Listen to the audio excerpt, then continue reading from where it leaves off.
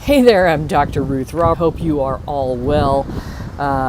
Hopefully this will work okay. I wanted to give you some scenic background that Hayo and I are enjoying in the Baja California Sur. So we ended up having to move back to the beach, which really is not too terrible because unfortunately we had a mold problem in the house we were staying in. So now that that's over, my brain is actually working better, which I love. So on to the questions, and you guys have some great ones. So let me roll through here and get to the right spot. So Jamie is asking about Bok Choy, and yeah, use the whole thing, Jamie. Just trim maybe the end off, and that's it. If you've not eaten Bok Choy before, we like to saute it up and steam it. And so we'll generally just kind of use these parts, cut these up and cook them separately, and then cook the greens in at the very last ourselves. But that's one of my favorite things to eat. And thankfully, it is springtime here in the Baja, so we're actually starting to get a ton of Bok Choy, which is just delicious. So that's easy. Deb is asking about calcium citrate, and yes, it's 2,000 milligrams per 3 pounds of meat. If you're using like 3.5 pounds of meat, it's 666 milligrams of calcium per pound of meat. So you can do that. Math. And then the ArthroSoothe. Let me see if this has popped up yet. So we're going to work on getting this set up in other places where if you're not an iPets member, you can get to it. But if you go down to the dosing instructions, that's in there. We'll also put dosing for all the supplements directly on the page as well. So you're right. It's four capsules for adults. So you just go click on the picture, and then it will download us a nice little PDF. And of course, this is what we have now called Arthropause. So for 50, 75 pounds, 2 caps in the morning, 1 cap in the evening, and then 75 to 100 milligrams, 75 to 100 pounds, 2 caps twice daily. So that's all good stuff. So we'll get that for you so you'll know where to go find it in the future. And Deb, really good to hear from you again.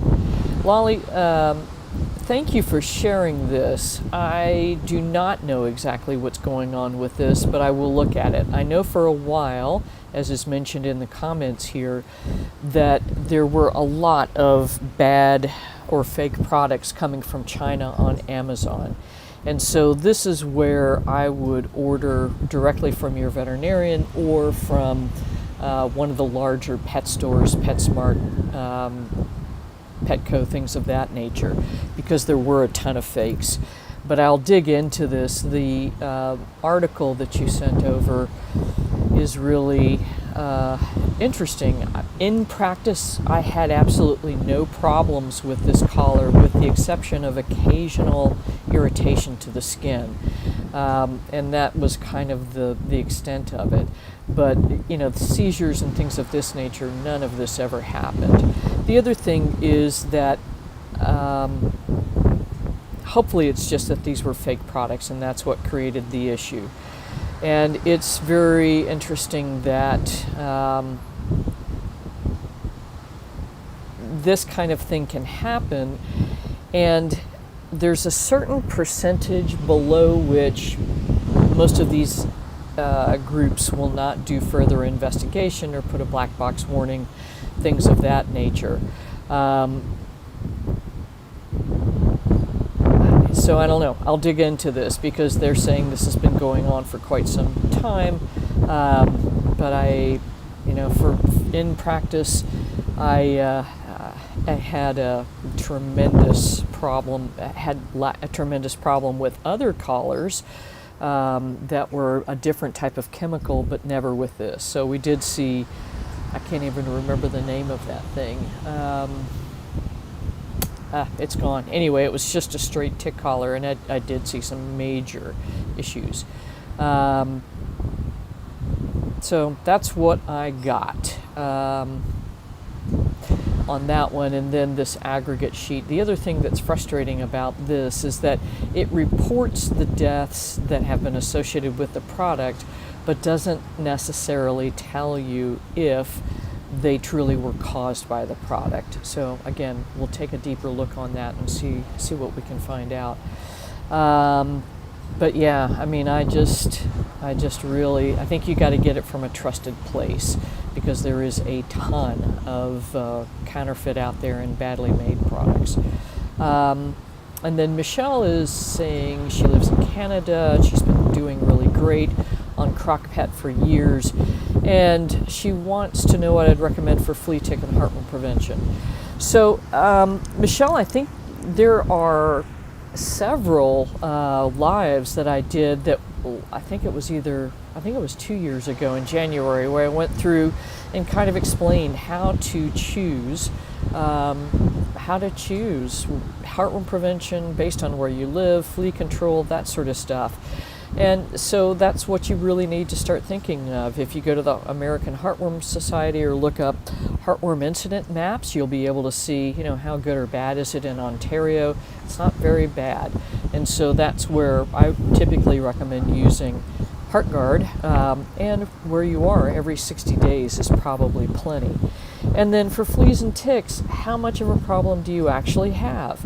So as is suggested down below by Carol, I would use things to control the base of the issue, the eggs and larvae. And then on the pets, you may not need much of anything. I think for your area, you're going to have more issues with ticks. And so if Lyme and things of that nature is very prevalent, that's where, again, I would consider Seresto collars for the tick season if it's a really big issue in your area. So I hope that is helpful. As far as other stuff, you can use essential oils, but I think really just controlling in the environment may be more than plenty for you. So hopefully that's helpful. Kathy is asking about recommendation for immersion blenders. There's ones out there that there's tons of them out there. And here is the one that we've been traveling with for the last, I think the one we've got now is probably 3-4 years old. And granted, we're using it much less than we used to, as far as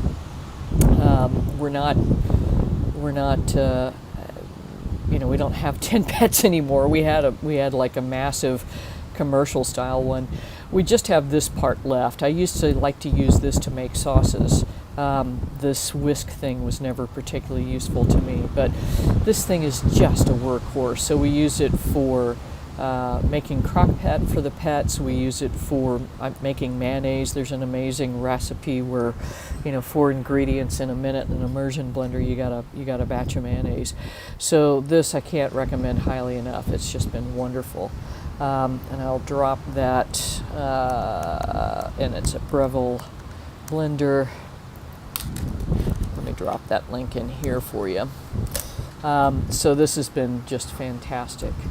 Let's see, what else do we got here?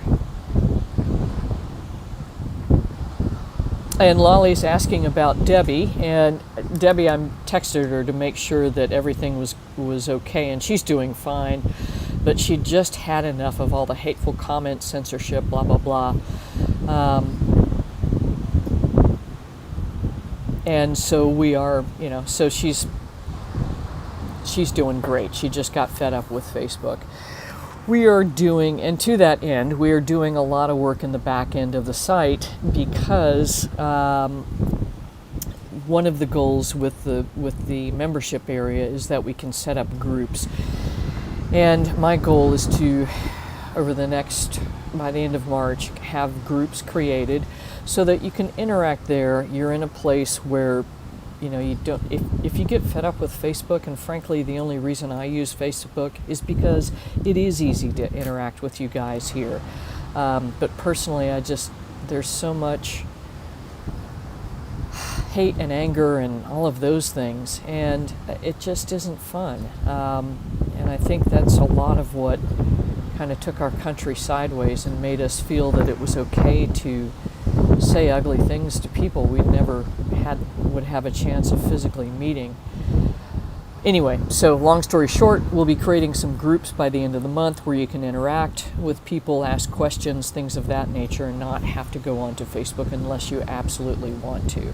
So Debbie is just peachy. She sends hugs and kisses to you, and all is good. Let's see, Anne is asking about the calcium. So if you put the calcium, is it okay to put it in after it's cooked and cooled? And I think that's perfectly fine. So we've got an edited book. We're literally, again, this will be uploaded by the end of the month, the Crock-Pet book. But what I think is best to do is to put the calcium in with the food to cook it. And it does a couple of things aside from balancing the calcium phosphorus ratio in food.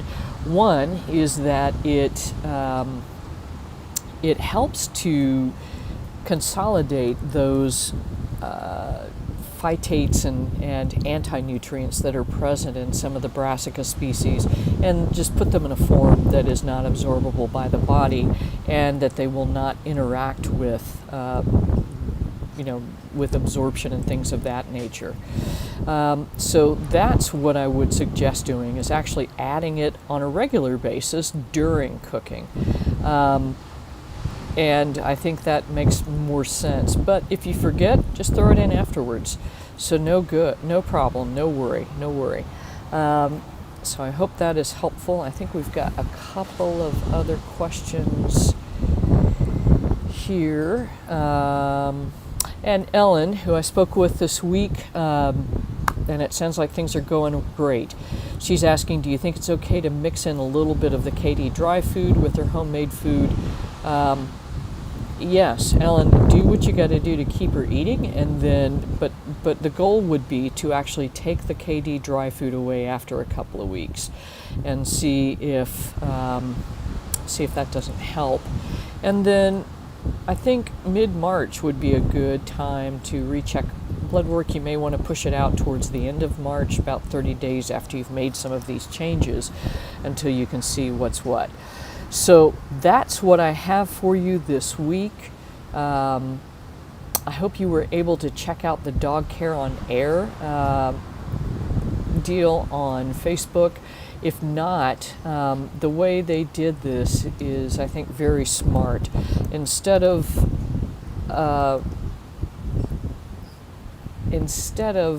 having it be available only through a specific website and all of that good stuff, they made it so it's on their Facebook page. And what you can do is just go there and look at it whenever you would like. So I hope that makes sense to you. Let's see if we can get you in there. So here is the Dog Care on Air group. So let me pop this link in here for you. But they had a great lineup of speakers and a lot of great information. And when I did a presentation for and so you can get access to this stuff all the time. So that's what I got for you this week. I hope that, let me just double check and make sure, because my brains have been sketchy.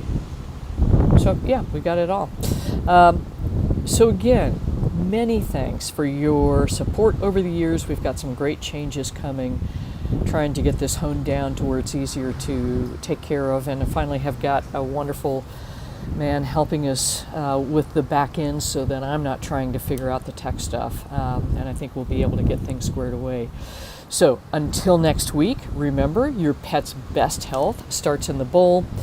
enjoy wherever you are, but enjoy some waves. We were out swimming yesterday, and they just were stunning. So 10 in the afternoon, they got up to like almost 20 feet. We weren't swimming in those, obviously, but everything else good. So that's what I got. Until next week, take good care, and remember, your pet's best health starts in the bowl.